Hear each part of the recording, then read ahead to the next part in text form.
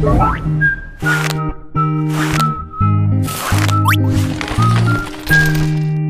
consequence of delay in investing. Let's just say you love swimming and would absolutely love to go into the sea. But you're standing there watching the waves and you're too scared to go in. I hope you're not waiting around for the waves to stop, because that's never going to happen. You'll end up waiting and waiting and missing out on a really great time to swim. It's true. Unfortunately, a lot of investors are just like that. They wait for the waves to stop because they're afraid of risks, or they just don't have enough information about the real investment environment. They think the market is too volatile and they're waiting for it to stabilize. Either that, or they haven't even thought about investing or planning for the future. Whatever the reason, it leads to one big problem: delay in investment. So here's what typically happens. Suppose your friend invests rupees 10,000 a month for a period of 10 years. At the end of the 10 years, he would have invested 12 lakhs. With an assumed return of 15% per annum, your friend would have managed to accumulate a little over 27.5 lakhs. You, on the other hand, were still waiting for the waves to go down, but they never did. But seeing your friend's money grow steadily, you got a little confident of stepping into the water.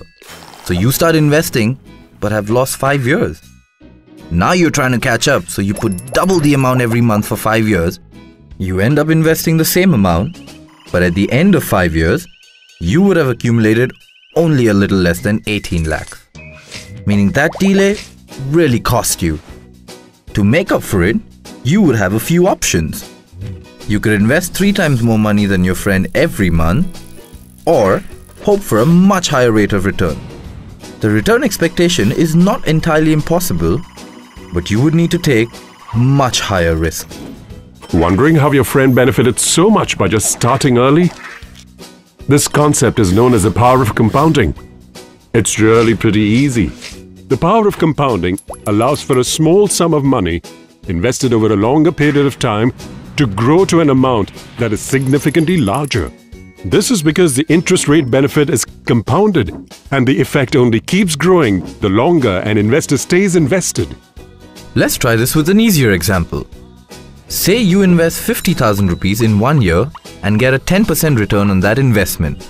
At the end of the first year, you will have 55,000. If your money is still invested for another year at the same rate of return, at the end of the second year, you would have accumulated 60,500. If this went on for 10 years, your final amount would be over rupees 1,25,000. Now that's quite a sum for a one-time investment of rupees 50,000. In other words, compounding is the interest you earn on your interest. You see, you've got to realize that the money accumulated depends not only on how much you invest, but more importantly, on how long you invest. The bottom line is, it pays to start early, invest regularly, and stay invested. Now don't waste your time watching the waves. Just take a dip. The sea has a lot in store for you. We hope you enjoyed watching the video. Watch more and we'll help you learn about different investing concepts. You can also write to us with your feedback at editor@templeton.com. Mutual fund investments are subject to market risks. Read all scheme-related documents carefully.